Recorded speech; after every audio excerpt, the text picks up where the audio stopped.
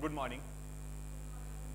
ठीक, तो चैप्टर का नाम है गुरुत्वाकर्षण, ग्रेविटेशन। ठीक, अब एक चीज मैं इस चैप्टर को स्टार्ट करने के पहले ही बता दूं आप लोगों को, ये वाला चैप्टर जो है 11th की फिजिक्स का, किसका है?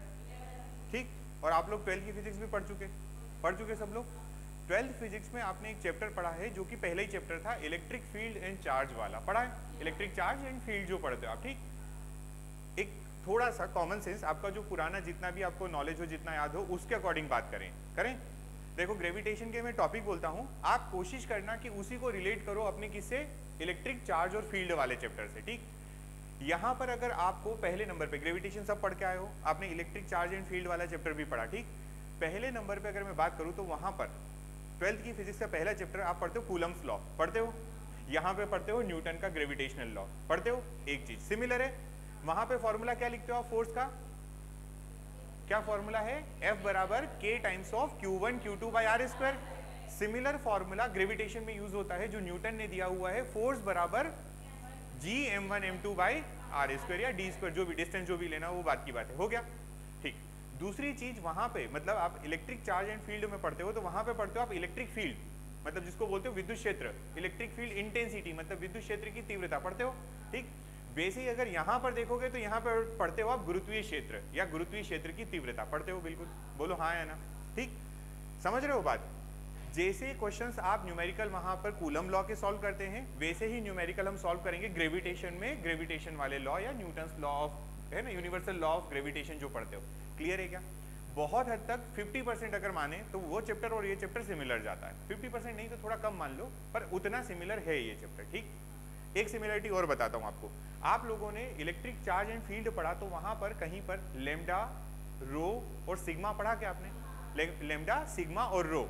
एक होता है लीनियर चार्ज डिस्ट्रीब्यूशन, है ना, या लीनियर चार्ज डेंसिटी, जिसको आप बोलते हैं रेखीय आवेश घनत्व। फिर होता है आपका surface charge density, areal charge density या डिस्ट्रीब्यूशन। और तीसरा होता है आपका वॉल्यूमेट्रिक, है ना, volume charge distribution. Same to same अपने यहाँ पर भी होता है।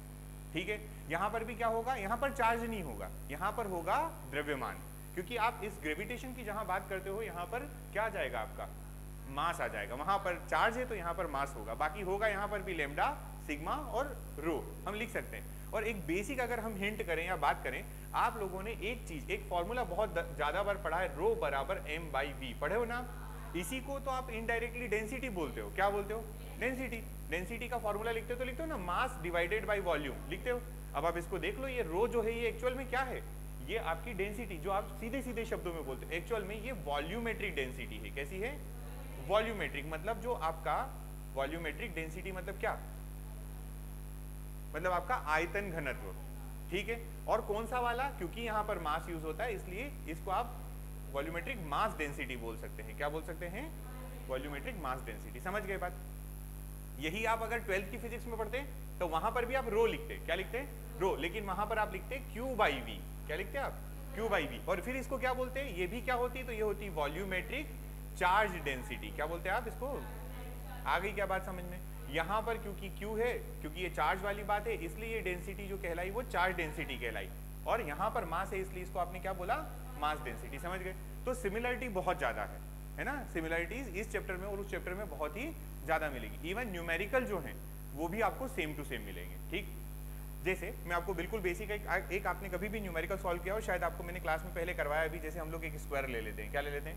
स्क्वायर। यहाँ पे चार्ज रख देते हैं Q, इस तरीके से चार्ज रख देते हैं अपन, है ना, और फिर बोलते हैं इस Q पे आप फोर्स निकाल कर बताइए। ऐसे क्वेश्चन सॉल्व करते हैं। सेम क्वेश्चन जो आएगा आपका ग्रेविटेशन में भी आता है। आप यहाँ पर मास रख दीजिए, यहाँ पर भी मास रख दीजिए, सभी जगह क्या रख दीजिए? द्रव्यमान कुछ, और बोलो इस पे निकालिए फोर्स। समझ में आ गई बात? तो कहने का सिंपल सा मीनिंग ये है कि आपका इलेक्ट्रोस्टैटिक फोर्स, कौन सा फोर्स? जिसको आपने बोला स्थिर विद्युत बल, वो और ये ग्रेविटेशन का जो चैप्टर में फोर्स आ रहा है, ये दोनों लगभग सिमिलर हैं। तो हम थोड़ी सी बात कर लेते हैं इस फोर्स की प्रॉपर्टीज के ऊपर। किसके ऊपर? प्रॉपर्टीज मतलब इसमें क्या क्या गुण या इसके क्या वो है, कैरेक्टरिस्टिक्स हैं। ठीक है, गुणधर्म क्या है। करें स्टार्ट? तो सबसे पहले स्टार्ट करते हैं हम लोग ग्रेविटेशन फोर्स से। किससे? बताने की जरूरत है क्या कि ग्रेविटेशनल फोर्स कैसे दिया था न्यूटन ने? यूनिवर्सल ग्रेविटेशनल लॉ जो दिया था वो कैसे दिया था, बताने की जरूरत है? सबको मालूम है। ठीक, तो मैं फटाफट आपको बोलता, आप मुझे बताइए, मैं नहीं बोलूंगा। चलिए हम लोग क्या पढ़ने वाले हैं? सबसे पहले यूनिवर्सल ग्रेविटेशनल लॉ, है ना, इसको आप बोलते हैं न्यूटन का गुरुत्वाकर्षण, सार्वत्रिक गुरुत्वाकर्षण का नियम। क्या बोलते हैं इसको आप? सार्वत्रिक गुरुत्वाकर्षण का, ठीक है। और मैं आपको सिमिलरिटी बताऊंगा, अभी टेंशन मत लो, ठीक है। चलिए, तो क्या होता है, अगर इसकी बात करें हम लोग, तो हमने माना कि हमारे पास कोई दो पिंड है। क्या है? दो पिंड है। ये दो पिंड हो गए आपके, ठीक। इनका मास हमने मान लिया m1, इसका मास हमने क्या मान लिया m2, और हमने माना कि इन दोनों के बीच की जो डिस्टेंस है, हमने क्या माना, इन दोनों के बीच की जो डिस्टेंस है वो कितनी है, तो वो d या r मान लो। आप बोल रहे हो r, तो r मान लो। इन दोनों के बीच की डिस्टेंस कितनी है? r है। क्लियर है ये बात? तब आप, अगर ये सेटअप आपको दिया हुआ है, तब आप क्या लिख सकते हैं, आप यहाँ से लिख सकते हैं न्यूटन ने जो बोला था, हम नहीं बोल रहे हैं, किसने बताया है? न्यूटन ने। और न्यूटन ने कहाँ बोला, ये भी बात ध्यान रखेंगे। तो न्यूटन की एक बुक है, बुक का नाम मैंने कई बार आपके सामने लिया है। बुक का नाम क्या है? बुक का नाम है प्रिंसिपिया। बुक का नाम क्या है? ठीक है, इसका मतलब वो पिया विया वाला सीन मत याद रखना, प्रिंसिपिया उनकी बुक का नाम है। पिया मतलब आप लोग कंफ्यूज हो जाओ कौन सा पिया। तो हम क्या बोलते हैं, न्यूटन के गुरुत्वाकर्षण के नियम के अनुसार, है ना, हम नहीं बोल रहे हैं। न्यूटन ने अपनी बुक प्रिंसिपिया में लिख के दिया था 1600-1700 के बीच में। कब की बात है ये? 1600 से 1700 के बीच की, मतलब 400 साल पुरानी लगभग। 1665-1660 के आसपास न्यूटन का जब टाइम पीरियड था। न्यूटन बहुत छोटा था, उसकी एज 25-30 साल के बीच में थी केवल, इतना ही बुढ़ा था। कितना? जितने लगभग आप हैं, ठीक। तो न्यूटन ने क्या समझाया? न्यूटन ने बोला कि इन दोनों के बीच में, मतलब ये जो दो मासेस हैं, इन दोनों के बीच में जो लगने वाला फोर्स है वो प्रोपोर्शनल होगा दोनों मासेस के द्रव्यमान के गुणनफल या प्रोडक्ट के, है ना। Force is directly proportional to the product of both masses. एक तो ये बात बोली, और दूसरा उन्होंने क्या बोला कि ये जो फोर्स होगा वो इनवर्सली प्रोपोर्शनल होगा दोनों के बीच की दूरी के वर्ग के। क्लियर? हाँ या ना? अब ये तो मैथमेटिकल बात है। कौन सी बात है ये? मैथमेटिक्स में ऐसा समझाया जाता है कि ऐसा ऐसा होता है ये फोर्स इसके। और फिर अगली स्टेप भी अगर आप लिखेंगे तो आप क्या लिखते हैं? Force is proportional to m1 m2 divided by r square. और अगर इसको और करेक्ट करें आप, तो आप यहाँ पर क्या लिख देते हैं? आप यहाँ पर लिख देते हैं इस कांस्टेंट को, मतलब आप प्रोपोर्शनल को हटाकर यहाँ पर एक कांस्टेंट लेकर आते हैं जिसका नाम है g m1 m2 by r square. ये आपका फोर्स होता है जो न्यूटन ने समझाया हमें। ठीक है, हमने मान भी लिया थोड़ा। अब बात करते हैं इसकी थोड़ी सी आगे की बात। पहली बात, अगर इस स्टेटमेंट को ध्यान से समझो, ये तो मैथमेटिकल एक्सप्रेशन है। कैसा है? Mathematical expression. अगर इसका स्टेटमेंट देखोगे तो पता है स्टेटमेंट क्या बोलता है? वो बोलता है कि व्हेन 2 पॉइंट मासेस, क्या बोलता है? व्हेन 2 पॉइंट मासेस, जब दो बिंदु द्रव्यमान, कौन से द्रव्यमान? बिंदु द्रव्यमान एक दूसरे से कुछ दूरी पर स्थित हो, मतलब when 2 point masses are placed at some distance from each other, then the force of attraction, कौन सा फोर्स? Force of attraction. दो बिंदु द्रव्यमान जब एक दूसरे से कुछ दूरी पर स्थित होते हैं तो उनके बीच लगने वाला आकर्षण का बल, कौन सा बल? आकर्षण का बल। क्या कहीं पर भी इस लॉ में, जो आपने पहले पढ़ा हो तो थोड़ा इमेजिन ये याद करके देखो, क्या वहां पर प्रतिकर्षण वर्ड यूज हुआ था? रिपल्सिव फोर्स यूज हुआ कभी भी? नहीं। आप ध्यान देंगे, आप न्यूटन के फोर्स में, या जो आपका सार्वत्रिक गुरुत्वाकर्षण का फोर्स जो है ना, ये लॉ जो बोलते हो, उसमें आप हमेशा आकर्षण की बात करते हो। किसकी बात करते हो? प्रतिकर्षण नहीं होता भाई साहब। दो मास के बीच में केवल और केवल क्या होगा? आकर्षण होगा। ठीक, मैं इसका बहुत अच्छा सा एक एग्जांपल प्रीवियस ईयर पेपर में आया वो अभी आपको बताता हूँ क्या है, फिर समझेंगे। ठीक, अभी तो हमने क्या बोला कि ये जो फोर्स लग रहा है ना, जो आपने फोर्स लिया, इसका नेचर कैसा होना चाहिए? हमेशा इसकी प्रकृति हमेशा आकर्षण या अट्रैक्शन की होना चाहिए। कैसी होना चाहिए? आकर्षण या अट्रैक्शन की। ये रिपल्सिव फोर्स कभी नहीं होता। ऐसा नहीं होगा कि दो बॉडीज को पास में लेकर आए, ये दो बॉडीज हैं, है ना। मान लो यूनिवर्स में कुछ भी नहीं है, केवल ये दो बॉडी हैं, इन दोनों बॉडी को पास में लेकर आए और ये दोनों एक दूसरे को दूर भेज रही है, ऐसा पॉसिबल नहीं है। ये दोनों एक दूसरे से कभी भी दूर नहीं जाएंगी, ये हमेशा एक दूसरे के करीब आने की कोशिश करेंगे। क्लियर है क्या? क्योंकि दो मासेस के बीच में हमेशा एक फोर्स काम करता है और वो फोर्स होता है अट्रैक्शन का फोर्स, जिसको इसमें यूज किया गया। ये नियम में जो फोर्स बताया वो वही है। क्या यहाँ तक बात क्लियर है? ये छोटा सा मैथमेटिकल एक्सप्रेशन था, इसको अब डिटेल करते हैं। क्या ये बात समझ में आ गई? है ना। ये दो मासेस पॉइंट मास है। कैसे मास है? Point mass. अब समझने वाली बात ये कि पॉइंट मास किसको कहते हैं? क्या बोला जा रहा है यहाँ पे? Point mass. पॉइंट मास मतलब बिंदु द्रव्यमान। चलो, चैप्टर पढ़ रहे हो, थोड़ा बहुत पढ़ा हुआ है। अब मैं आपसे एक क्वेश्चन पूछता हूँ कि पृथ्वी और चंद्रमा, ठीक है, पृथ्वी और चंद्रमा, अर्थ और मून जो है क्या कर रहा है? मून हमारी अर्थ की परिक्रमा करता है। मून जो होता है अर्थ के चारों ओर क्या करता है? परिक्रमा करता है। किस वजह से करता है? क्यों करता है? क्या कारण है? Gravitation force of earth on moon, है ना। हमारी पृथ्वी जो है वो चंद्रमा को अपनी तरफ खींच के रखती है। क्या ये बात ठीक है ना। अच्छा, और अगर हम लोग अपनी थोड़ी माइथोलॉजी या शास्त्र में जाएं तो चंद्रमा हमारा ही हिस्सा था, ये बात मालूम है? नहीं, चंद्रमा पृथ्वी का हिस्सा है ये नहीं मालूम। चंद्रमा पृथ्वी से अलग हुआ ये नहीं पता आप लोगों को। इवन मंगल ग्रह, आप सुने हो ना, मंगल ग्रह भी पृथ्वी से अलग हुआ, मालूम है कि नहीं ये बात? अरे यार फिर क्या मतलब। हाँ, मार्स, इंग्लिश में मार्स बोलते हैं मंगल को, अंग्रेज मंगल ग्रह तो कम से कम हिंदी में याद रखो। आज तक तुम लोगों ने कभी, तुम लोग कुंडली उंडली जानते हो, उसमें मांगलिक वर्ड आता, मार्सियन वर्ड सुना क्या? मांगलिक ही बोलते हो ना। हाँ, तो फिर मंगल याद रखो ना, मंगल भी हमसे ही अलग हुआ है, ठीक है। ऐसी मान्यताएं। उज्जैन का मंगलनाथ मंदिर गए हो? कौन हाँ कौन बोल रहा है? पहली बात तो ये तो गए हो तो क्या देख के आए वहां पर? वहां पर पृथ्वी माता का मंदिर है, भुवनेश्वरी देवी का मंदिर। अरे भगवान, वहां लिखा हुआ है, साफ साफ लिखा है कि हमारी पृथ्वी से अलग हुआ। ठीक, चलो। ऐसा देखा नहीं है, देखने की नहीं नहीं नहीं नहीं, आप लोग गलत देखे हो, आपने ध्यान नहीं दिया। जहाँ पे मंगलनाथ का मेन मंदिर है ना, जहाँ पे पूजन वगैरह, बड़ा वाला मंदिर जो ऑरेंज कलर वो ब्रिक कलर में भी आ गया, ईंट का कलर है जिसपे, है ना, वो वाला मंदिर जो नया बनाया गया, उसके जस्ट पीछे, मतलब वो ऊपर है थोड़ा सा हाइट पे, उसके जस्ट पीछे वहीं उसी फ्लोर पे भुवनेश्वरी देवी का मंदिर है। वहाँ लिखा है साफ साफ। चलो ठीक है, वो जो छोड़ो, है ना। पृथ्वी माता बोली जाती है और मंगल उनका पार्ट है, अलग हुआ है। बड़े आगे तो अभी अब बात ये है, मैं आपसे इसलिए क्वेश्चन पूछ रहा था पृथ्वी और चंद्रमा की, आपने आंसर कर दिया। आपने बोला कि चंद्रमा जो है वो पृथ्वी के गुरुत्वाकर्षण की वजह से उसकी चारों ओर घूम रहा है। तो मुझे ये बताओ कि आप जब ये ग्रेविटेशनल का लॉ पढ़ते हो तो एक तो वर्ड आपने यूनिवर्सल यूज किया, कौन सा? यूनिवर्सल। इसका मतलब ये होता है कि दुनिया भर में कहीं पर भी, पूरे ब्रह्मांड में कहीं पर भी चले जाओ, ये जो लॉ बताया गया है ये वैलिड लॉ है, ये लगेगा ही लगेगा। क्या ये बात समझ में आई? इसका मतलब तो यही है ना, यूनिवर्सल का मतलब क्या है पूरा, कि ब्रह्मांड में कहीं पर भी अगर आप चले जाओगे तब भी ये लॉ वैलिड होगा। इतनी बात समझ में आ गई? तो भाई साहब अगर ये कहीं पर भी वैलिड है तो पृथ्वी और चंद्रमा के बीच में भी वैलिड है। आपने आंसर कर दिया। अब क्या पृथ्वी और चंद्रमा पॉइंट मास है, बिंदु द्रव्यमान है क्या? आप सोच के देखो, पृथ्वी की रेडियस 6400 किलोमीटर है, पृथ्वी की त्रिज्या 6400 किलोमीटर, चंद्रमा की थोड़ी कम है, पर हाँ ये बिंदु द्रव्यमान तो किसी भी एंगल पर नहीं हुए, हाँ या ना? तो फिर कैसे बोल दिया कि बिंदु द्रव्यमान के बीच में लगेगी? तो बड़े ध्यान से समझना, बिंदु द्रव्यमान या पॉइंट मास किसको कहते हैं हम लोग? पॉइंट मास हम उसको कहते हैं कि जब दो द्रव्यमान कहीं पर भी रखे हुए हैं, क्या बोल रहे हैं हम लोग कि दो द्रव्यमान कहीं पर भी रखे हुए, चाहे वो कितने बड़े उससे मतलब नहीं है, लेकिन उन द्रव्यमान का साइज जो है, जो मासेस है, उनका आकार जो है, उनके बीच की दूरी से बहुत छोटा होना चाहिए। समझ में आई बात? अब मैं एक प्रैक्टिकल ऐसे ही एग्जांपल बता रहा हूं, उसको बड़े ध्यान से समझना। एक मास ये हो गया, एक मास ये हो गया, दिख गया? इन दोनों मासेस को हमने यहाँ रख दिए, समझ गए? ये दोनों मास कहाँ रखे हुए हैं? यहाँ पर, ठीक।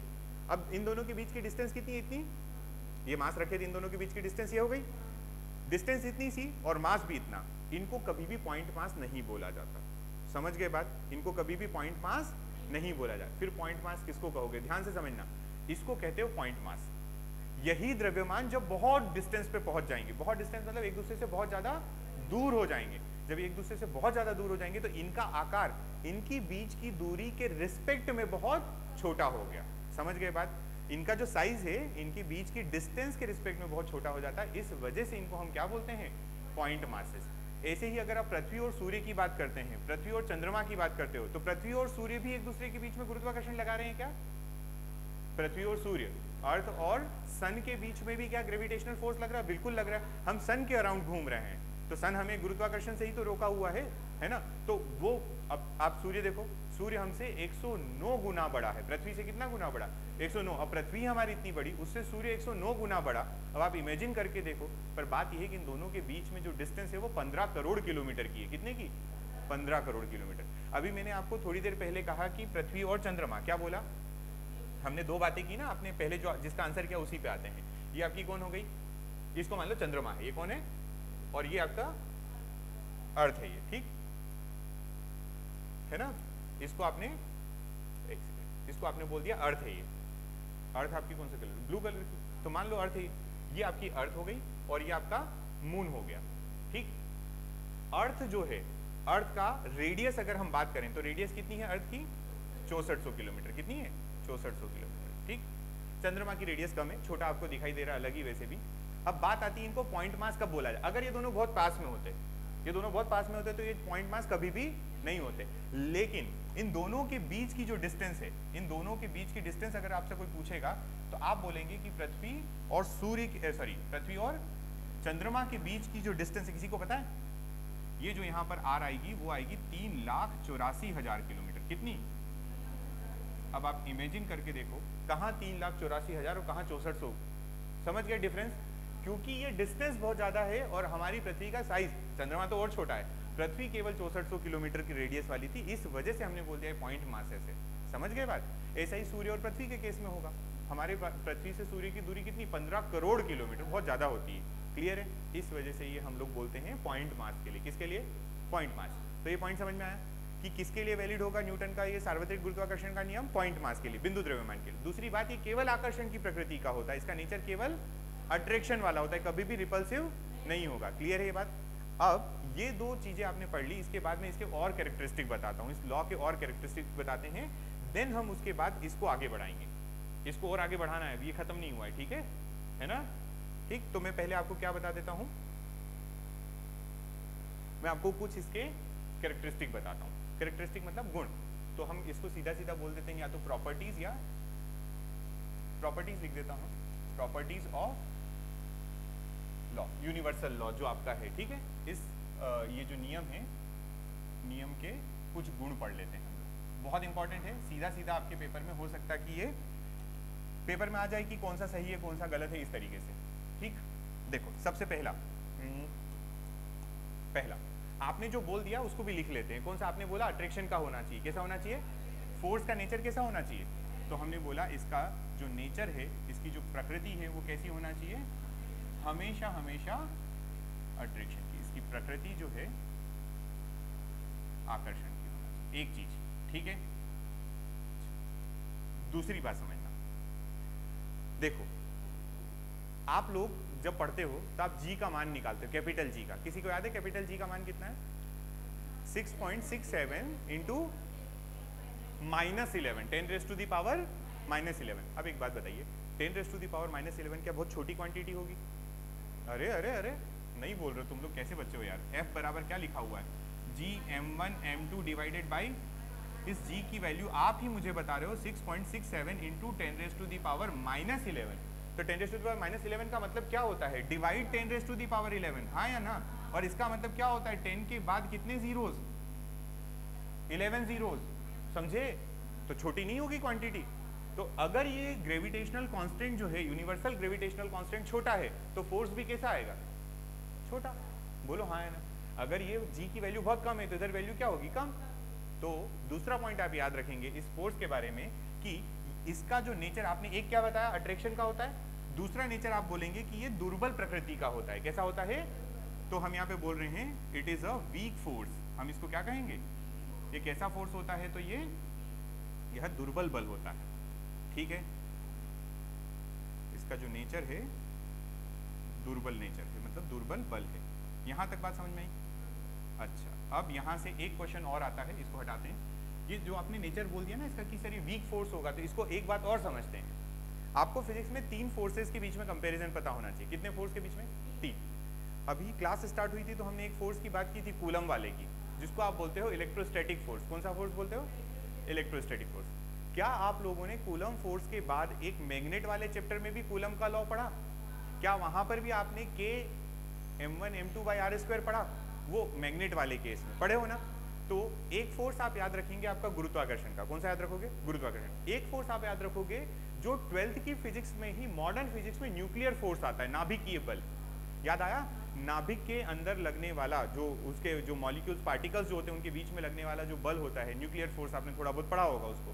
ठीक, तो वो न्यूक्लियर फोर्स जो होता है वो एक, दूसरा आपका गुरुत्वाकर्षण, और तीसरा आप याद रखेंगे इलेक्ट्रोमैग्नेटिक फोर्स। कौन सा याद रखेंगे? इलेक्ट्रोमैग्नेटिक। इलेक्ट्रोमैग्नेटिक मतलब विद्युत चुंबकीय बल। ठीक है, इन 3 फोर्स में कभी भी कंपैरिजन आ सकता है, आपसे पूछ सकता है बताओ सबसे ज्यादा स्ट्रॉन्ग कौन सा है और सबसे वीक कौन सा है। क्लियर? तो हम एक काम करते हैं, हम यहाँ पर जो हमने पॉइंट बोल दिया, ये किसके लिए लिखा है हमने? ये ग्रेविटेशन के लिए लिखा। किसके लिए लिखा? ग्रेविटेशन के लिए। मैं जो अब पॉइंट बोल रहा हूँ आपको, उसको आप बड़े ध्यान से याद रखेंगे, बहुत इंपॉर्टेंट है ये पॉइंट। ठीक, वो जो पॉइंट है समझना, सबसे ज्यादा स्ट्रॉन्ग फोर्स की अगर आप बात करो, इन 3 फोर्सेस में सबसे स्ट्रॉन्ग फोर्स की बात करोगे तो कोई बताएगा मुझे कौन सा है? नाभिकीय बल। Very good. न्यूक्लियर फोर्स जो होता है, कौन सा फोर्स? न्यूक्लियर फोर्स जो होता है, नाभिकीय बल जो होता है, नाभिकीय बल, ये नाभिकीय बल सबसे स्ट्रॉन्ग होता है। क्लियर है ये बात? फिर इसके बाद कौन आता है? देखो आपके पास 3 ही कंपैरिजन है, इसको आपने बोल दिया ये दुर्बल है, मतलब ये सबसे आखिरी में जाएगा, तो बीच में बचा कौन? इलेक्ट्रोस्टैटिक। तो अगला आपने बोल दिया, अगला कौन सा हो जाएगा? तो इलेक्ट्रोस्टैटिक हो जाएगा। इलेक्ट्रोस्टैटिक का मतलब होता है विद्युत चुंबकीय बल। कौन सा बल? इलेक्ट्रोस्टैटिक लिख दिया ना, इलेक्ट्रो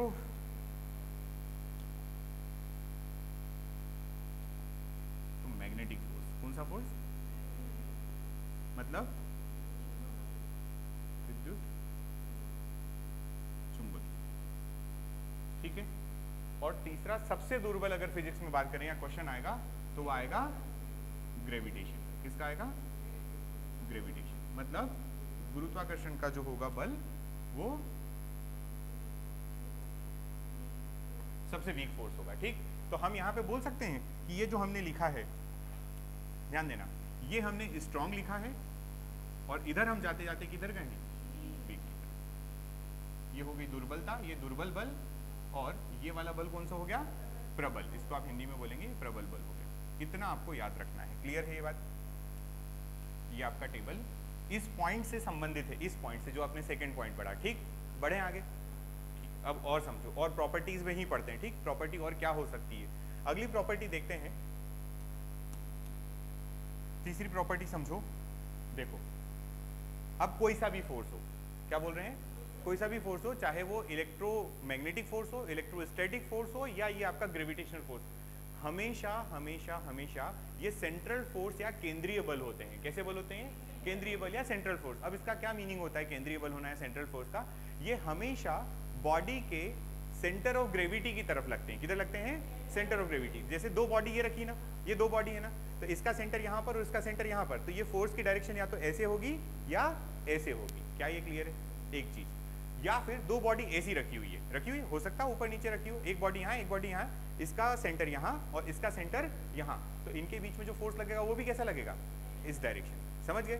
सेंट्रल डायरेक्शन होना चाहिए, इनकी डायरेक्शन जो होना चाहिए एक दूसरे के सेंटर की तरफ। तो हम यहाँ पर बोलते हैं कि it is a central force. कैसा फोर्स?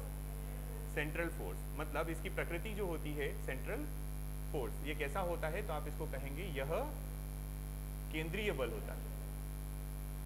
ठीक है यहाँ तक बात? अच्छा, क्या आप लोगों ने एक चैप्टर पढ़ा है जिसका नाम है NLM, Newton's law of motion, Newton की गति के नियम पढ़े? क्या वहां पर आप लोगों ने न्यूटन की गति के नियम और उसके बाद एक और चैप्टर पढ़ा आपने, वर्क पावर एनर्जी, कार्य ऊर्जा और शक्ति वाला पढ़ा? क्या वहां पर फोर्स आ रहा था? फोर्स, दो टाइप के फोर्स हमने बात की थी। एक हमने बताया था कंजर्वेटिव फोर्स और एक बताया था नॉन कंजर्वेटिव फोर्स। एक को बोलते हैं हम लोग संरक्षी बल और दूसरे को बोलते हैं असंरक्षी बल। तो क्या हम पहले ये पढ़ चुके? मैं जस्ट आपसे पूछ रहा हूँ, ग्रेविटेशन के बारे में जब हमने पढ़ा था, हमने बोला था ग्रेविटेशन के अगेंस्ट कोई वर्क करते तो mgh, याद आया? यहाँ से यहाँ तक ले गए mgh, और फिर जब वापस छोड़ो एनर्जी कितनी होती है? mgh, और छोड़ोगे तो नीचे भी mgh के बराबर ही होती है। भले एक जगह काइनेटिक होती है, एक जगह पोटेंशियल, लेकिन होती तो mgh। क्या हमने ऐसा बोला था आपको? मैंने एक एग्जांपल दिया था कि इस बिल्डिंग में चढ़ने के लिए आप लिफ्ट का यूज करोगे तो भी उतनी हाइट पे जाओगे, और चढ़ोगे तो भी उतनी हाइट पे जाओगे, तब भी आपकी एनर्जी क्या होती है? mgh। क्या हम ये बता चुके हैं कि ग्रेविटेशन फोर्स जो होता है वो संरक्षी प्रकृति का होता है? कैसा होता है? संरक्षी प्रकृति। संरक्षी मतलब ये कंजर्वेटिव फोर्स होता है। कैसा फोर्स होता है? Conservative force. क्या ये बात समझ में आई? तो हम यहाँ पर बोलेंगे कि it is a conservative force. कैसा है ये? Conservative force. मतलब कंजर्वेटिव का मतलब आप इसको कहेंगे हिंदी में कि ये कैसा बल होता है? संरक्षी प्रकृति का होता है यह। अच्छा, संरक्षी तो होता है, चलो संरक्षी का मीनिंग क्या है? संरक्षी का मतलब क्या है? कि अगर हम लोग इस बल के द्वारा कोई भी काम करें, मतलब इस फोर्स के थ्रू कोई भी वर्क करते हैं, तो वो वर्क पाथ पर डिपेंड नहीं करता। ये लिखा हुआ है आपकी कॉपी वगैरह में, लिखा भी था कि ये पाथ पर डिपेंडेंट नहीं होता, पाथ से इंडिपेंडेंट होता है। वर्क डन जो होता है वो पाथ से इंडिपेंडेंट। वही तो बोल रहा हूँ बार बार कि लिफ्ट से चढ़े तो भी mgh, सीढ़ियों से चढ़ के आए तो पाथ डिफरेंट था, mgh, है ना? ठीक है ये बात? कोई समस्या यहाँ तक नहीं? पक्का? अच्छा, अब अभी आपको थोड़ी देर पहले मैंने समझाया कि ये पॉइंट मासेस के लिए लगेगा। किसके लिए लगेगा? पॉइंट मास के लिए। तो जब पॉइंट मास के लिए लगेगा तो मुझे बताओ दोनों बॉडी कहाँ होना चाहिए? एक दूसरे से बहुत ज्यादा दूर होना चाहिए ना, है ना? अगर देखो दो बॉडी है, ये दो बॉडी और ये दोनों एक दूसरे के बहुत पास में आ गई, तो क्या इन पे गुरुत्वाकर्षण लगेगा? नहीं लगेगा भाई। इसलिए नहीं लगेगा क्योंकि ये दोनों जो है वो एक दूसरे के पॉइंट मास की तरह बिहेव नहीं कर रही ना, ये दोनों एक दूसरे के बहुत पास हो गए, आ गई हैं, तो पॉइंट मास नहीं बनी। इसका मतलब ये फोर्स तभी काम करता है जब बॉडी एक दूसरे से बहुत ज्यादा दूर। क्लियर है? तो इसकी प्रॉपर्टी में आप ये भी बोल सकते हैं कि इट इज एप्लीकेबल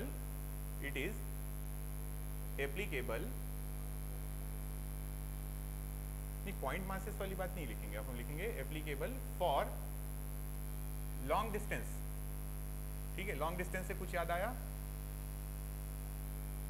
तो फिर मुस्कुरा क्यों रहे हो?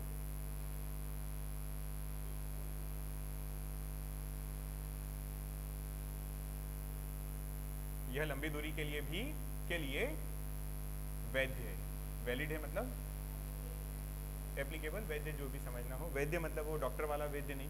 तो सर सही लिखा मैंने वैद्य?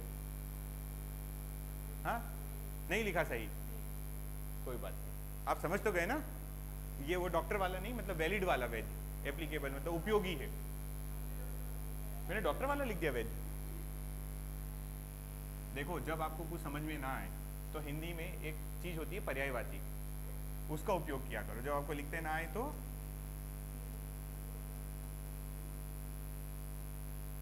लागू होता है भी लिख सकते थे, लागू होना भी सही वर्ड है। क्लियर है यहाँ तक बात?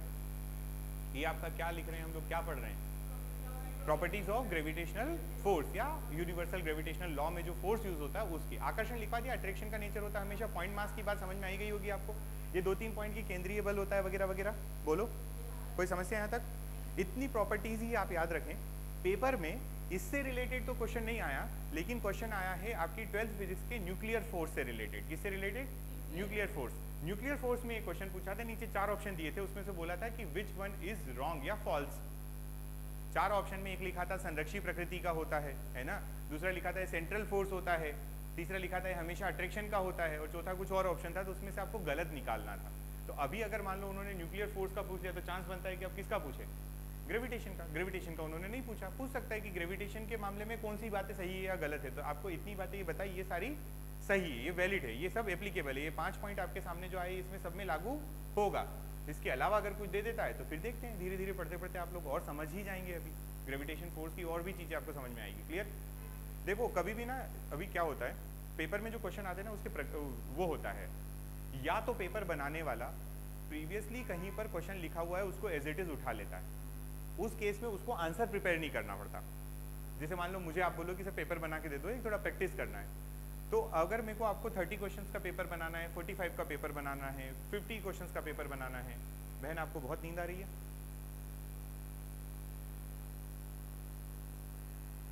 तो मैं क्या करूंगा, मैं 50 क्वेश्चंस के लिए मेहनत नहीं करूंगा, मैं 40 क्वेश्चंस के अराउंड क्या करूंगा, जो प्रीवियस ईयर में फ्रीक्वेंटली क्वेश्चन ज़्यादा पूछे जाते हैं, जिससे चैप्टर का नॉलेज मिले, जिससे चैप्टर के कॉन्सेप्ट क्लियर हो, या जो आपको आना ही चाहिए, 40 क्वेश्चन वो उठा के दे दूंगा। और 10 क्वेश्चंस में मैं दिमाग लगाऊंगा, 2 ऑप्शन चेंज कर दूंगा किसी में, तो किसी में क्वेश्चन ही बदल दूंगा पूरा, है ना। जैसे हम लोग क्लास में करते मन से क्वेश्चन ले लेते, ऐसे मन से क्वेश्चन दे देंगे तो ऑप्शन भी 4 मन से बने होंगे।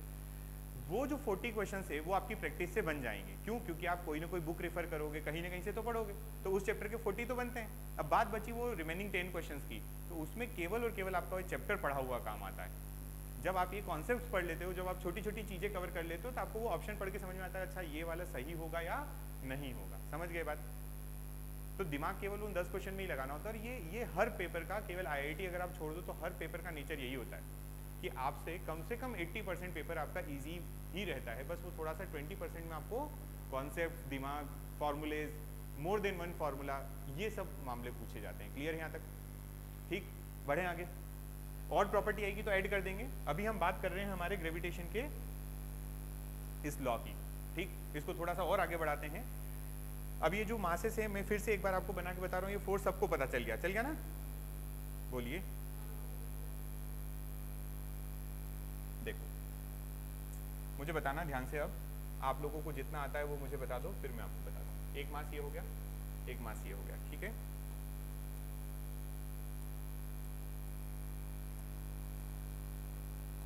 ये ये क्या हो गया m1 मान ले, m1 m2 मान ले फिर से, ठीक। इसको आपने मान लिया ये m1 हो गया, ये आपका m2 हो गया।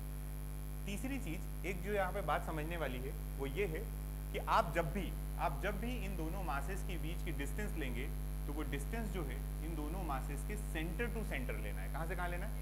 कोशिश मैंने पिछली बार भी की थी, जरा ध्यान से देखो इस डायग्राम को। क्या इसमें भी लगभग सेंटर से सेंटर दिख रही है आपको? डिस्टेंस जो हमने ली है तो थोड़ा बहुत एरर हो सकता है, लेकिन ये भी सेंटर और ये भी इसका सेंटर। बोलिए हाँ या ना? ठीक है, मतलब जब तक नहीं लिखेंगे तब तक मानोगे भी नहीं है साहब, ठीक है ये बात। और अभी भी हम कोशिश कर रहे हैं कि हमारी डिस्टेंस कहाँ से कहाँ तक की हो, सेंटर से सेंटर। अभी आपको अगले क्वेश्चन में समझ में आ जाएगा कि ये सेंटर से सेंटर डिस्टेंस लेने का क्या मामला है और क्यों जरूरी होता है, क्लियर? ठीक, तो देखो अगर हम फोर्स लिखें तो अब आप मुझे बता दीजिए फोर्स कितना लिखेंगे आप? फोर्स कौन सा होगा? पहली बात तो फोर्स होगा अट्रैक्शन का। कैसा फोर्स होगा? अट्रैक्शन, आकर्षण की ही प्रकृति होगी, उसमें कोई संशय नहीं होना चाहिए। आप लिखेंगे फोर्स जो होगा वो होगा G m1 m2 by r square, ठीक। और यहाँ पर आप बोल देंगे कि इस G की जो वैल्यू है वो कितनी है, तो G जो है वो पहली बात तो क्या है, ये है यूनिवर्सल ग्रेविटेशनल कांस्टेंट। इसको बोलते हैं सार्वत्रिक गुरुत्वाकर्षण नियतांक। आप इसको क्या कहते हैं? सार्वत्रिक नियतांक, ठीक है क्या ये बात? चलिए इसकी वैल्यू भी बताइए। G की वैल्यू 6.67 इंटू 10⁻⁻, क्या ये हमने कंप्लीट लिख दी इसकी वैल्यू? किसमें कुछ अधूरा है? क्या अधूरा है? इसकी यूनिट बाकी है, इसकी यूनिट बाकी है, ठीक है। तो यूनिट आप मुझे बताएंगे। हाँ, newton metre square divided by kilogram का स्क्वायर। यहाँ देखो ना, ये G निकालना है। क्या निकालना है? G। R स्क्वायर इधर जाएगा और m1 m2 नीचे आएंगे, तो ये क्या है? फोर्स। फोर्स की क्या लिखोगे? न्यूटन। R स्क्वायर मतलब मीटर स्क्वायर और डिवाइडेड बाय m1 m2 मतलब मास, मास kg, kg का स्क्वायर। तो इसकी यूनिट जो हो जाएगी ये हो जाएगी। क्या ये बात क्लियर है? और अगर कहीं पर यूनिट आ जाती है तो यूनिट से क्या आ जाता है? Dimensional formula. तो G का अगर कोई आपसे डायमेंशनल फॉर्मूला पूछता है तो देखो, अब डायमेंशनल फॉर्मूला आपके पेपर में अगर आप देखोगे तो प्रीवियस ईयर हर साल की आदत है उनकी, कोई भी पेपर उठा के देख लो, 1 या 2 या 3 क्वेश्चन में वो आपको डायमेंशनल फॉर्मूला के लिए परेशान करता ही, परेशान तो क्या ही करता है, इजी पूछता है, पर पूछता जरूर है। तो प्रैक्टिस ऐसी होना चाहिए कि आपका आंसर बिना कॉपी पेन उठाया है। किसी को कैपिटल G का डायमेंशनल फॉर्मूला याद है क्या? अभी रटा हुआ है? नहीं है ना रटा हुआ? ठीक, हम मानते हैं कि रटा हुआ नहीं है, निकालना है हमें। यहाँ से निकालिए या इस यूनिट से निकालिए। देखो सबसे पहले क्या लिखा है? न्यूटन। न्यूटन का मतलब होता है MLT-2, जो कि मैं हर बार बोलता हूँ न्यूटन रट लो, न्यूटन का रट लो, MLT- रट लिया। आगे कौन लिखा है? मीटर स्क्वायर मतलब L square, MLT-2 into L square मतलब ML3T-2, हाँ या ना? और नीचे लिखा है kg का स्क्वायर मतलब m का स्क्वायर, तो नीचे वाला ऊपर जाएगा तो m की पावर -1 और m की पावर -2, सॉरी, एक ऊपर m है, नीचे से ये जाएगा तो m की पावर -2, तो +1 -2 -1 हो जाएगा। तो आपका जो फॉर्मूला बनेगा वो बनेगा m की पावर -1, l की पावर 3, t की पावर -2। यही ग्रेविटेशनल कांस्टेंट का आपका डायमेंशनल फॉर्मूला है। निकाला कैसे? एक बार मैं वापस करवा देता हूँ इसको। अगर आप इसको देखोगे तो न्यूटन का मतलब हमने लिखा है MLT-2, मीटर स्क्वायर को हमने लिखा है L स्क्वायर, और नीचे कौन था? kg का स्क्वायर, किलोग्राम का स्क्वायर, मतलब इनका अगर हम देखें तो डिवाइडेड बाय m का स्क्वायर, ठीक है। अब इस m स्क्वायर को ऊपर लेके जाओगे तो यहाँ आ जाएगा -1, इसको हटाओगे तो यहाँ आ जाएगा 3। ये देखो हमने यही तो लिखा है m-1 L3 t की पावर -2। ऐसे निकालते आना चाहिए डायरेक्ट, ठीक है। वहाँ पेपर में ये सब नहीं करने बैठना कि सर ये जी आ गया था, हमें पता ही नहीं था, कैसे निकालेंगे। क्लियर? बढ़े आगे, जल्दी बोलो। तो ये ग्रेविटेशनल कांस्टेंट है। अब फोर्स की बात करते हैं। किसकी बात करें? फोर्स की बात करते हैं। फोर्स कैसी क्वांटिटी है? फोर्स कैसी क्वांटिटी है मतलब फोर्स वेक्टर है या स्केलर है? क्या बात कर रहे हो सच में? फोर्स कैसी क्वांटिटी है? वेक्टर है या स्केलर? वेक्टर क्वांटिटी, सदिश राशि है। बल कैसा है? इसका मतलब इस बल का, ये जो आपने फोर्स लिखा है, इसका वेक्टर फॉर्म भी आना चाहिए। आना चाहिए नहीं आना चाहिए? ठीक है, ऐसा तो नहीं लग रहा तुमको कि मैं मोदी जी से इंस्पायर हूँ? आना चाहिए कि नहीं आना चाहिए? आना चाहिए ना भाइयों, आना चाहिए ना? तो फोर्स जो है मैं लिख रहा हूं कि क्योंकि ये वेक्टर क्वांटिटी है, वेक्टर क्वांटिटी है मतलब सदिश राशि होने की वजह से मुझे इस फोर्स का वेक्टर फॉर्म लिखना पड़ेगा। बड़े ध्यान से समझना, जब आप वेक्टर फॉर्म लिखते हो तो आप लिखते हो ये जो g है ये मास और दूरी, ये सब जो है ये स्केलर फॉर्म था। कैसा था ये? स्केलर। ये सब अदिश था। अगर आपको इस पूरी क्वांटिटी को वेक्टर बनाना है, क्या बनाना है? वेक्टर, मतलब फोर्स को आपको वेक्टर लिखना है, ऐसा बनाना है, तो आपको इसमें क्या करना पड़ेगा? आपको इसमें एक वेक्टर का मल्टीप्लाई करना पड़ेगा। और आप यूनिट वेक्टर का मल्टीप्लाई करते हो। किसका मल्टीप्लाई करते हो? Unit vector. यूनिट वेक्टर किसको कहते हो? यूनिट वेक्टर कहते हैं इकाई सदिश को। एक ऐसा वेक्टर जिसके पास डायरेक्शन होती है लेकिन मैग्नीट्यूड उसका 1 होता है। हाँ या ना? यूनिट वेक्टर का डेफिनेशन क्या है? The vector which has magnitude equals to 1 and has its direction, मतलब इसके पास अपनी दिशा हो परंतु इसका परिमाण 1 हो। तो अगर कोई क्वांटिटी दी हुई थी उसमें आप 1 का मल्टीप्लाई करोगे तो कोई समस्या होगी क्या? यहाँ पे अगर 500 भी लिखा हुआ है, यहाँ पे अगर 0.5 न्यूटन भी लिखा है, अगर आप उसमें 1 का मल्टीप्लाई कर दोगे तो कोई समस्या है? बिल्कुल नहीं। इसका मतलब आपने इस पूरे में आर कैप का मल्टीप्लाई किया तो समस्या तो कुछ भी नहीं होना चाहिए। ठीक, पहली चीज। दूसरी बात, इस कैप के मल्टीप्लाई करने से इसमें दिशा ऐड हो गई है। क्या ऐड हो गई? दिशा। और अगर दिशा आ जाती तो ये क्या बन जाएगा? दिशा वाला। दिशा वाला मतलब सदिश। बोलिए हाँ या ना? तो हमारा ये वेक्टर बन गया। क्लियर? एक तरीका ये। दूसरा एक और तरीका देता हूं मैं आपको। अगर इस आर कैप को मैं चेंज करना चाहूं तो मैं पता है इस फोर्स को ऐसे भी लिख सकता हूं। ध्यान से देखिएगा, मैं अब जो दूसरा, शायद ये आप जानते हो पहले, है ना? मैं पहले वो क्लियर कर देता हूं। क्या मैं आर कैप को मतलब यूनिट वेक्टर को ऐसा लिख सकता हूं? आर सदिश डिवाइडेड बाई आर। बोलिए हाँ या ना? लिख सकते हैं। यूनिट वेक्टर का जो फॉर्मूला होता है यही होता है। यूनिट वेक्टर का ऊपर क्या है? वेक्टर डिवाइडेड बाई उसका परिमाण, मैग्नीट्यूड। ठीक, तो इस आर कैप की जगह आप ये जब वैल्यू रखोगे तो बड़े ध्यान से समझना हमारा फॉर्मूला क्या बन जाएगा, देखना है ना? क्या बन जाएगा? नीचे क्या आ जाएगा? आर क्यूब आ जाएगा। नीचे क्या आ जाएगा? आर क्यूब आ जाएगा। मैं लिख के बताता हूं। जो फोर्स होगा वो फोर्स कितना होगा वेक्टर फॉर्म में? तो वो हो जाएगा g times of m1 m2 divided by r cube into r. समझ गए बात? कैसे आया? समझ में आया? क्यों हमने इस आर कैप की जगह ये लिख दिया, तो ये आर वेक्टर आ गया और नीचे आर आया तो आर स्क्वायर मिलके आर क्यूब हो जाएगा। इतना ठीक है? यहाँ तो कोई समस्या तो नहीं? ये फाइनल आपका फोर्स है। कौन सा वाला फोर्स? Vector form. लेकिन इससे ज्यादा एडवांस में आपको एक और बताता हूँ। बताऊं? ठीक, परेशान मत होना, आंसर यही है। कभी पेपर में आएगा तो ये आएगा, लेकिन हो सकता है कि इससे आगे एडवांस पूछे। वो कैसे पूछेगा देखना। फिर से देखो, कितने मासेस है अपने पास? मैं डायरेक्टली बनाता हूँ। हमारे पास 2 मासेस हैं। एक मास कौन सा हो गया? m1, और एक मास कौन सा हो गया? m2, जो हमने अभी लिया था। ठीक है, ये आपके m1 m2 मासेस होगा, ये आपका m2। ठीक है, ये बात। इन दोनों के बीच की डिस्टेंस r। आपने थोड़ी देर पहले जब प्रॉपर्टीज पढ़ रहे थे तो क्या ये बोला था कि ये जो फोर्स होता है ये अट्रैक्शन के नेचर का होता है। इसकी प्रकृति कैसी होती है? आकर्षण की। प्रकृति कैसी होती है? आकर्षण। हमने माना ये हमारी फर्स्ट बॉडी है और ये हमारी सेकेंड बॉडी। क्लियर? हमने बोला इन दोनों के बीच की जो डिस्टेंस है वो डिस्टेंस जो होगी वो होगी r12। क्या मान लिया? या फिर रुको, अभी r मानो। कितनी मानो? r। ठीक, हम इसको अगर इस m1 पर फोर्स निकालें, क्या निकालें? इस m1 पर फोर्स निकालेंगे तो कौन फोर्स लगाएगा? m2। अब m2 फोर्स कैसे लगाएगा? अट्रैक्शन का, क्योंकि ये कभी भी रिपल्सिव फोर्स तो होता नहीं। तो ये जो m2 है ये इसको अपनी तरफ खींचेगा। तो मैं लिखूंगा फोर्स ऑन 1 ड्यू टू 2। क्या लिखूंगा? Force on 1 due to 2। मैं फिर से इसको एक बार समझ लीजिए, ये 2-3 बार यूज होता है। F12 का मतलब क्या है?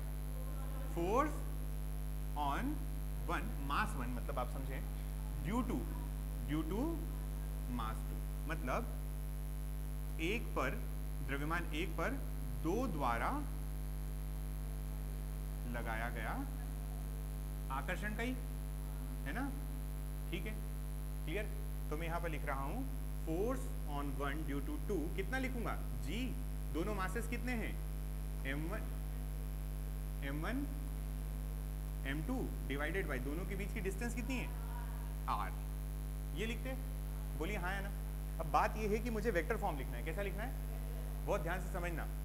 दोनों के बीच में डिस्टेंस जो है वो हमने मान ली, यहां से यहां तक की डिस्टेंस हम बोल रहे हैं r21 है। कितनी है?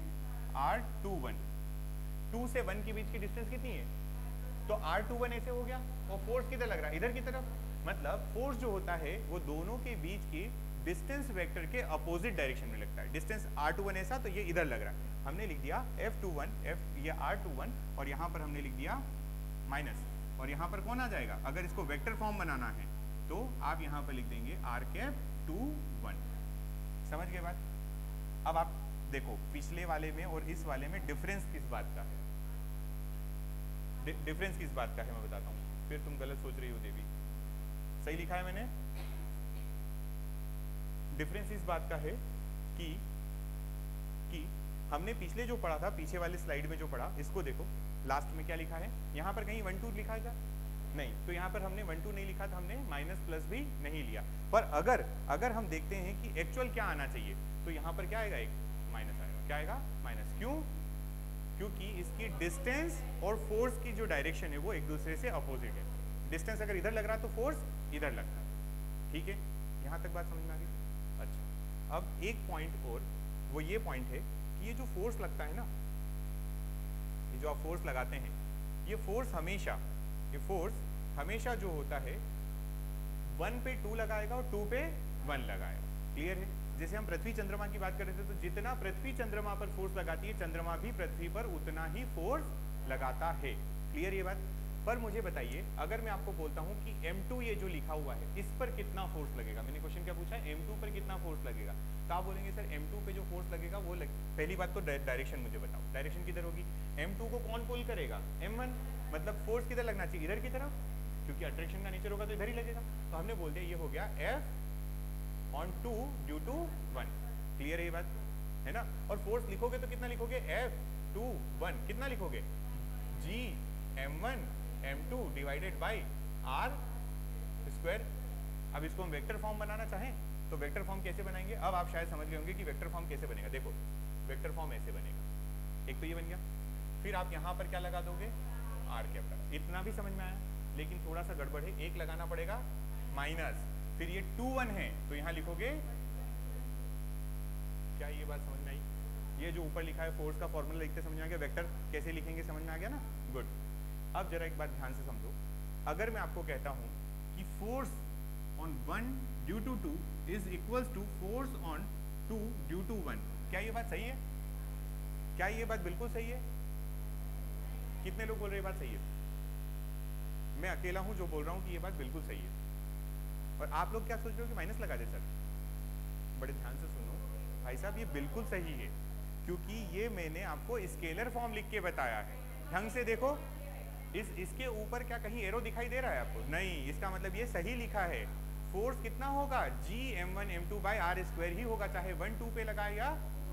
लेकिन अगर यहाँ पर कुछ इस तरीके से लिखा होता, ध्यान से सुनिएगा,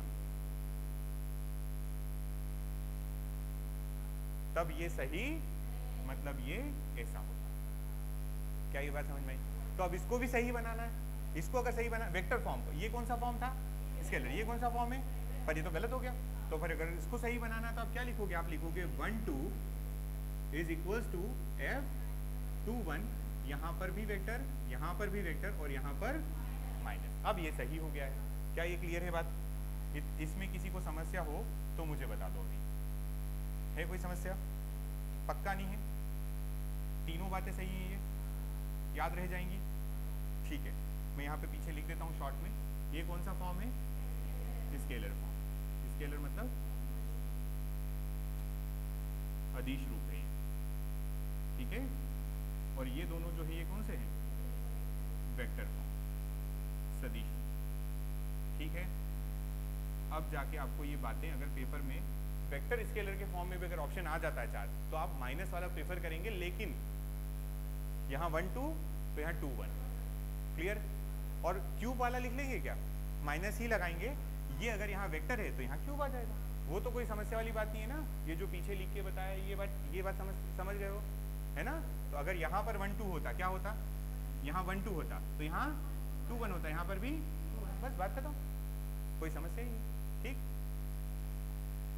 चलिए, तो ये आपका था कूलम्स लॉ। क्या है ये? पक्का न्यूटन का लॉ है। किसका लॉ है? न्यूटन ने दिया, न्यूटन का ग्रेविटेशन लॉ। 2-3 नाम है इसके जो आपके सामने थे अभी, ठीक है। यहाँ तक बढ़े आगे। अब बात आती है एक और प्रॉपर्टी की जो मैं आपको समझाना चाहता हूँ। अभी आपको 3-4 प्रॉपर्टी बता दी, 5 बता दी, समझे। नेक्स्ट प्रॉपर्टी ध्यान से समझना। अभी तक आपको जितनी बातें बताई उसमें मैंने सिमिलरिटी बताई between electrostatic force and gravitational force बताया। इलेक्ट्रोस्टैटिक फोर्स, मैग्नेटिक फोर्स जो भी था उनके और इसके बीच में समानता थी। आप अभी खुद बोल रहे थे थोड़ी देर कि अगर हमारे 2 चार्जेस दिए होते, क्या होते, 2 चार्ज होते यहाँ रखे हुए, अगर ये स्पेस में या फ्री स्पेस में या वैक्यूम में या एयर में रखे होते हैं तो फॉर्मूला क्या होता है, K Q1 Q2 by r square. पर अगर मान लो इन दोनों चार्जेस के बीच में या इन दोनों चार्जेस में हम लोगों ने कोई मटेरियल फिल कर दिया, क्या कर दिया, मटेरियल फिल करना मतलब क्या, इसके अंदर डाइलेक्ट्रिक मटेरियल डाल दिया, ग्लास फिल कर दिया, वाटर कर दिया, कुछ ऐसी अगर चीज कर देते हैं तो क्या होता है, इसका फोर्स चेंज हो जाता है, हाँ या ना, फोर्स चेंज हो जाता है ना। पता है कि नहीं पता है? अरे बिल्कुल होना चाहिए पता। अगर नहीं पता तो ध्यान रखें, जब भी कभी सुनना, मैं शॉर्ट में बता रहा हूँ, मिटा दूंगा वापस। ये Q1 Q2 है, इन दोनों के बीच की डिस्टेंस r। अगर मैं कूलम फोर्स लिखने को बोलूँ तो वो अट्रैक्शन या रिपल्शन कोई भी हो सकता है, पहली बात तो। और फोर्स कितना लिखोगे आप, लिखोगे K times of Q1 into Q2 by, अब मैंने कहा यहाँ के आपने क्या फिल कर दिया है, जिसका कांस्टेंट कितना है, K है, ठीक है। तो आपका जो न्यू फोर्स आएगा, क्या आएगा, वो कितना होता है, तो वो ओल्ड फोर्स जो ये निकलता है डिवाइडेड बाय, ये मैं बता चुका हूँ पहले आपको, और नहीं तो फिर आएगा आगे चल के, ठीक। कहने का मतलब ये है कि जब भी इलेक्ट्रोस्टैटिक फोर्स होता है, कौन सा फोर्स होता है, इलेक्ट्रोस्टैटिक फोर्स या कूलम फोर्स जब होता है, या आपका जो ये इलेक्ट्रोमैग्नेटिक फोर्स, मतलब चाहे आप मैग्नेट में क्यों ना चले जाओ, मैग्नेट में भी ऐसा ही होता है, ठीक है। तब आपका डाइलेक्ट्रिक मटेरियल जो होता है उसकी वजह से फोर्स जो है वो चेंज हो जाता है, क्लियर। लेकिन जब हम बात करते हैं ग्रेविटेशन की, किसकी बात करते हैं, ग्रेविटेशन की, तो यहाँ पे बहुत इंपॉर्टेंट चीज है कि ग्रेविटेशनल फोर्स जो होता है वो किन्हीं 2 मास के बीच में, किन्हीं भी 2 द्रव्यमान के बीच में रखे हुए पदार्थ पर निर्भर नहीं करता है। समझे क्या बात? हमने अभी क्या बोला कि अगर हमारा कौन सा फोर्स होता है, इलेक्ट्रोस्टैटिक फोर्स, कूलम फोर्स होता है, तो उसमें अगर मटेरियल फिल कर देते हैं, कोई भी पदार्थ अगर मीडियम दूसरा भर देते हैं तो फोर्स चेंज हो जाता है। लेकिन ग्रेविटेशन में ऐसा नहीं होता। ग्रेविटेशनल फोर्स जो होता है वो अपने बीच में रखे माध्यम पर निर्भर नहीं करता, दोनों मास के बीच में जो भी मीडियम होगा उस पर डिपेंड नहीं करेगा। बहुत इंपॉर्टेंट बात है। मतलब इसको अगर हम शॉर्ट में समझे तो ये आपका M1 हो गया, ये आपका M2 हो गया। अभी मान लीजिए कि ये फ्री स्पेस में है, कहाँ है, फ्री स्पेस, तब आप फोर्स क्या लिखोगे, G M1 M2 बाई, अगर मान लीजिए मैंने यहाँ पर पानी डाल दिया है, क्या भर दिया है, ये मत बोलना सर खून है, ये पानी है, वाटर है, तो वाटर का कुछ न कुछ के होगा, क्या करना अपन को, वाटर का जो भी हो, वाटर की डेंसिटी होती है स्पेसिफिक डेंसिटी 1 है ना, वाटर की डेंसिटी कितनी होती है स्पेसिफिक, तो 1, वाटर की डेंसिटी कितनी होती है तो 1000 होती है, यूनिट अपने देख लेना। तब भी अगर आपको कोई पूछे कि बताओ वाटर में फिल करने के बाद न्यू फोर्स क्या होगा, तो आप बोलेंगे सेम टू सेम, समझ गए, उसके बीच में माध्यम से कोई फर्क नहीं पड़ता है। यही पॉइंट है जो आपको प्रॉपर्टी में समझना है। मतलब मैं यहाँ पर बोल रहा हूँ इट इज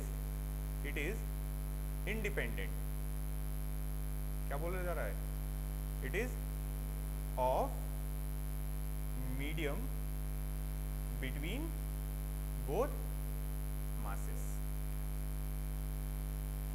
दोनों द्रव्यमान के बीच के माध्यम पर निर्भर नहीं करता। यह, बोलिए क्या बोल रहे हो, दोनों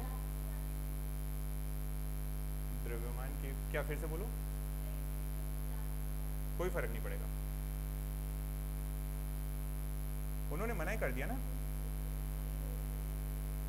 नहीं मतलब नहीं, ठीक है। और माध्यम बोल दिया, आपको माध्यम जो लेना है, चाहे आपको वुड लेना है, ग्लास लेना है, वाटर लेना है, एयर लेना है, वैक्यूम लेना है, कोई फर्क नहीं पड़ेगा। क्लियर यहाँ तक बात, कोई समस्या? चलो अब मैं आपको प्रीवियस ईयर पेपर का एक क्वेश्चन पूछता हूँ इन प्रॉपर्टीज पे बेस्ड। पहली ही प्रॉपर्टी है, कौन सी, पहली प्रॉपर्टी पे पहला क्वेश्चन बना रहा हूँ, ठीक है। इमेजिन करो आप स्पेस में हो, कहाँ हो, स्पेस मतलब अंतरिक्ष में हो, कोई 2 लोग, एक ये सो रही लड़की, इसको लेके चले आओ ताकि नींद खुल जाए इसकी, और एक कोई जागता हुआ इंसान, क्योंकि अगर 2 सोए हुए लोग पहुंच गए स्पेस में तो दिक्कत हो जाएगी, तो एक कोई जागता हुआ ताकि इसका हाथ पकड़ के वापस नीचे ले आए। अब मत सोना क्लास में, ठीक, स्पेस में आप कहाँ हैं, ठीक है, आप स्पेस स्टेशन पे थे, ऐसे हवा में तोड़ के, हनुमान तो हो नहीं तुम लोग, कि उड़ के चले आओगे, तो तुमको हमने यान से भेजा था, एक स्पेस है ना, स्पेस क्राफ्ट था, उससे भेजा, पहुंच गए ऊपर। तुम जैसे अपने माँ बाप की बात नहीं मानते, ऐसे साइंटिस्ट ने जो तुमको इंस्ट्रक्शन दिए थे जमीन से, वैसे भी तुमने नहीं माने। तुमको बोला बाहर मत निकलना, तो तुम ठहरे छोटे 10 साल के बच्चे, बोले बाहर कुछ तो होगा तभी तो मना कर रहे हैं जाने को, तो तुम निकल गए बाहर। अब वो तो मना बोल के छोड़ दिए थे कि बोले बाहर मत निकलना, है ना। अब बाहर निकलते जरूर हैं, लेकिन अपने साथ में लॉक वगैरह करके और ऐसे निकलते। अब तुम पहुंच गए ऐसे ही, तो भाई साहब ये लड़की को नींद आ रही थी, तो ये स्पेस स्टेशन से पैर स्लिप हो गया, इसका पैर स्लिप हो गया तो गिर गई, है ना। तो गिरी तो अब ये तुम्हारी दोस्त, तुम लेके गए थे, इसकी मम्मी तुमको डांटेगी घर आएंगे तब कि मेरी बेटी कहाँ है, तो तुम्हारी जवाबदारी बनती है बेटी को, है ना, दोस्त को घर लाना वापस, तो तुम भी कूद गए पीछे पीछे।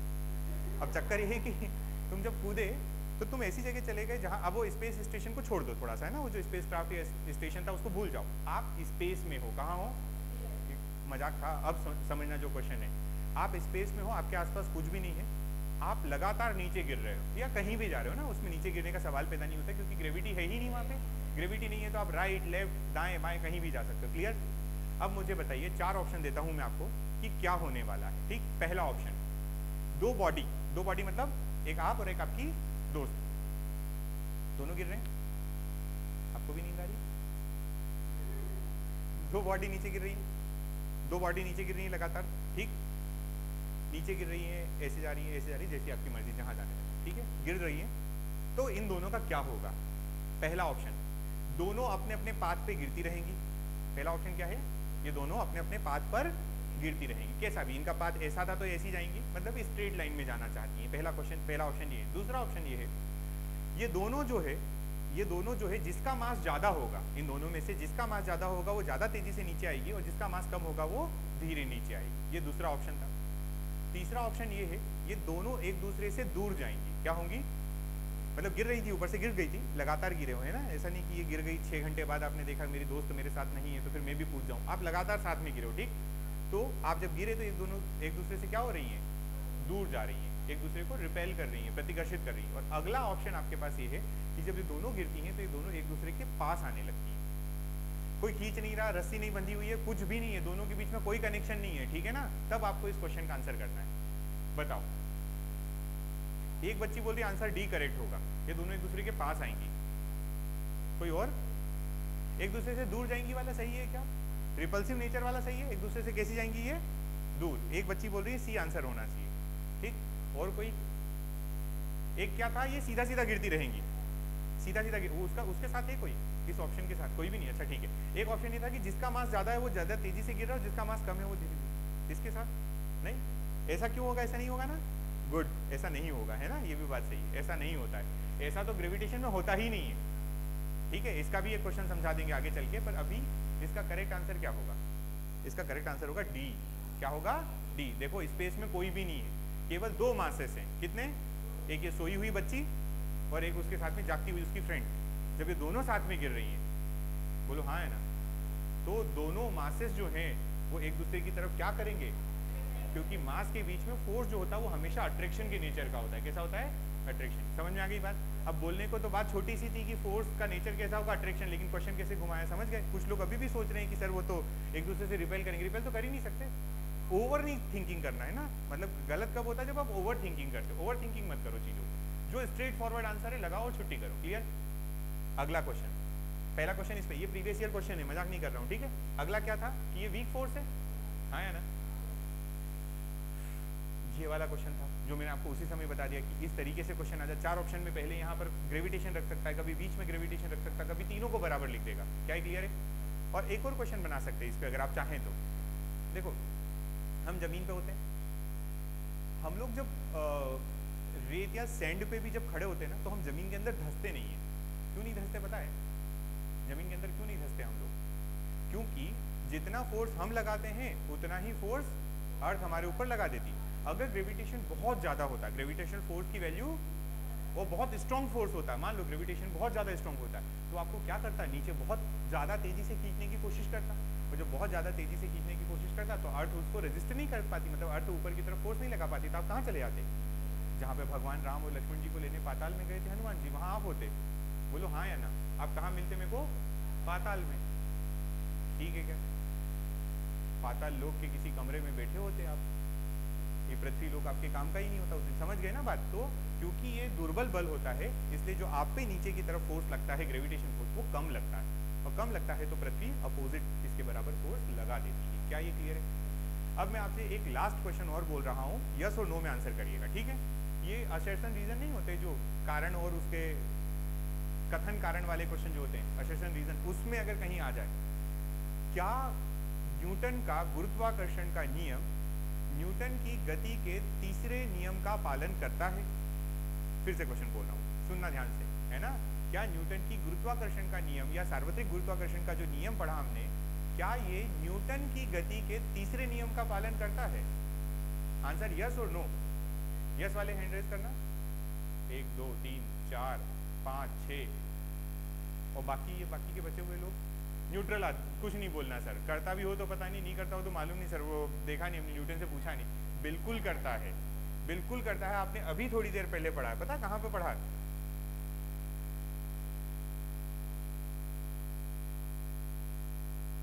ये ना, ध्यान से देखो, ये बॉडी दूसरी वाली पे जितना मास लगा रही है उतने ये पहली वाली पे लगा। इसका एक दूसरा एग्जांपल, हम पृथ्वी पर खड़े हैं, कहाँ खड़े हैं? पृथ्वी पर खड़े हो आप, ये हमारी अर्थ है, चलो अर्थ फिर से ले लेते हैं। हमारी अर्थ एक्चुअल में ऐसी है ना, तो जैसी ऐसी ले लो, ये अर्थ है आपकी, बोलिए नहीं, कौन मना कर रहा भाई? आप लोग खड़े हैं, मान लो यहाँ पर हम राधा खड़ी है,